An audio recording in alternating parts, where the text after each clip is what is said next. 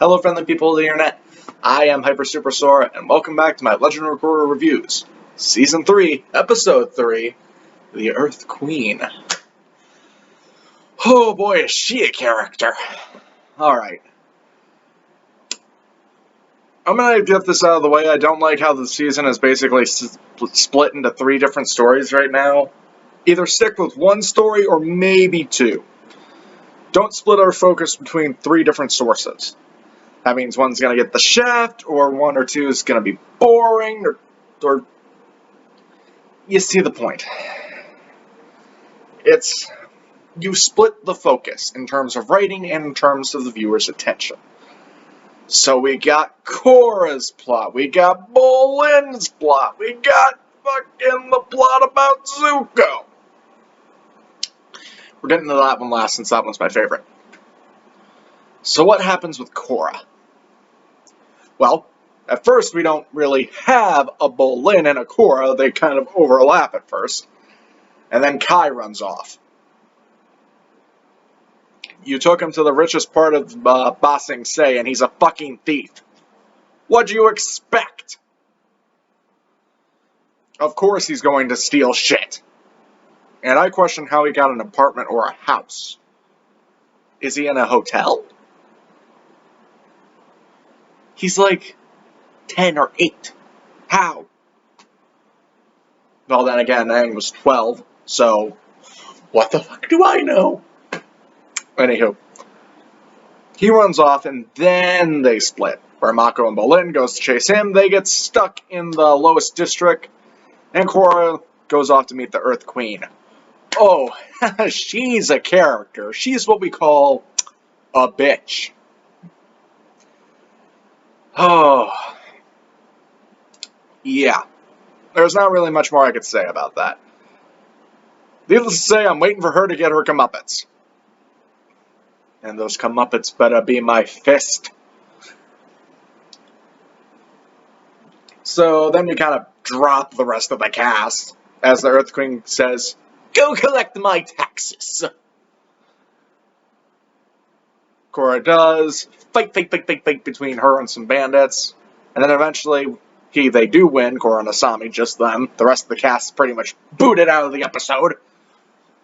Which is a shame, because I really like Tenzin. Oh well. Eventually the bandits run off, and the lead bandit says, "You're on the wrong side, Avatar. That gold belongs to the people, not the Queen."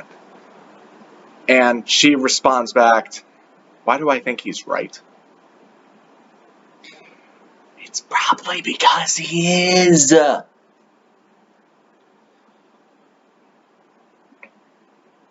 not going to get into the debate of governments and taxes, because I am not an expert at that, nor do I really care. All I care is that, yes, governments do need taxes, they do need money to keep functioning, but I'm thinking the Earth Queen's is a bit high,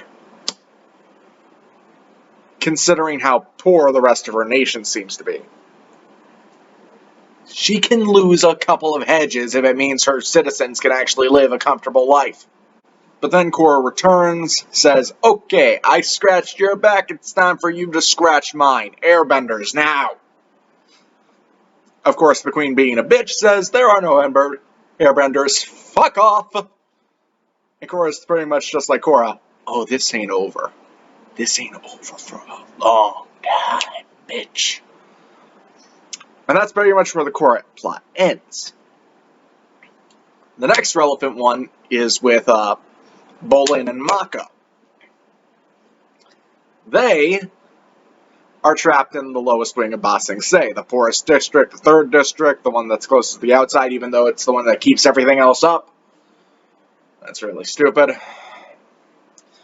But they had a homeless night, and Bolin said, "Yeah, about as good as I remember. I don't miss being penniless." Eventually he's just like, "Hey, let's try the old fruit stand theft thing." And Mako wants no part of it. And I'm with Mako. I don't need to steal to survive. I'm friends with the Avatar. I'm a police investigator. Blah, blah, blah. And then eventually the the fruit stand guy, the merchant, and hears them talking about him. And they get into like an argument about his fruit, which I find really funny. So are we stealing his fruit or not? You are thieves! Oh god. And I was recognizing the voice actor. I'm just like, is that the voice actor for Beast Boy? It sounds close enough to him. I'm not sure if it is. I haven't checked the credits. I usually pause as soon as it gets to the writers. But it sounds like Beast Boy. Well, yeah, as soon as I heard his voice, I'm just like, that sounds familiar. And then he says one line, and I'm just like, Beast Boy, that's him, isn't it? Turns out, that's Mako's and Bolin's cousin. Yeah, their family is still here. The cousin's dad walks up and he recognizes them, and he's just like, Mako! Bolin! They meet their very big family. Sorry about these trying times, people.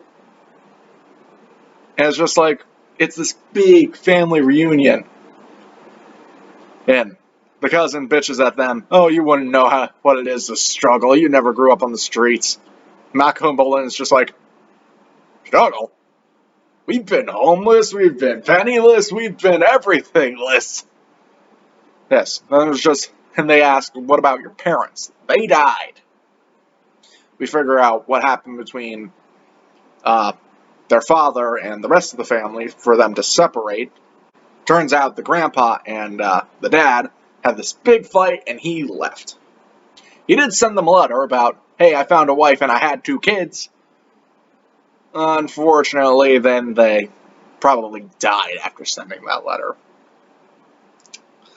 The grandma is talking to them about the letter, how she wants them to have it, and then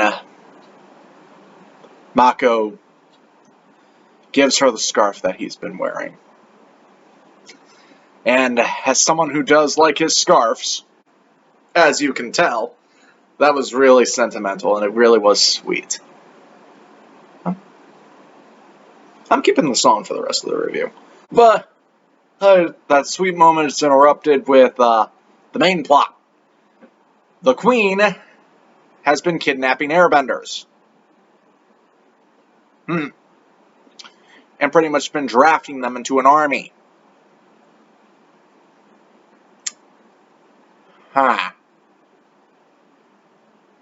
Maybe Boomy was in Ba Sing Se when he got hired. Anywho. Okay, so maybe kidnapping them is not the best way. Okay, I was wrong. But either way, that's what we learned from the Bolin and Mako subplot. Let's get into this thing that's actually good. Zuko's plot. He runs into the waterbending twins, pretty much acting like 2 people acting as one Mei now. And Zuko knows how to deal with his Mei characters. You just gotta pique their interest somehow. And how does he do that? Hey kids, do you want to find out about this secret prison that no one's ever known about and only has 1 prisoner? And then one of them, the guy one, responds with, how come we never knew about this? I'd love to throw my tailor in here. He never gets my cuffs right. I thought that was funny. And then we talk to the firebender who has a combustion man-like powers. We have an awkward elevator ride with Zuko where it's just like they share their stories on how they tried to kill the Avatar. They walk up to this combustion bender and she's just like, ooh, this must be interesting. He's free, isn't he? Otherwise he wouldn't be visiting me. I feel warmer already. And it ends there. And that was good. I liked that. They had to end on Zuko's shit. Because that's the thing that keeps drawing me back in. It's just like, I gotta watch 1 more episode now. But yeah, I like this episode. Kai gets his comeuppance by being thrown into an army. He got drafted, pretty much.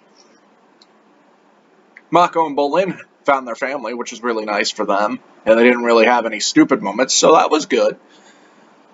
Korra and Asami got to kick ass, so that's always fun. And yeah, good episode. Episode 3, The Earthquake. What did you guys think about it? Leave your thoughts in the comment section down below. Leave a like on the video if you liked it. Hit that subscribe button to see more of my stupid content and my amazing scarf. And hit that little notification bell to see when I upload all the time. Until next time, this is Hyper Super Sora. Sayonara.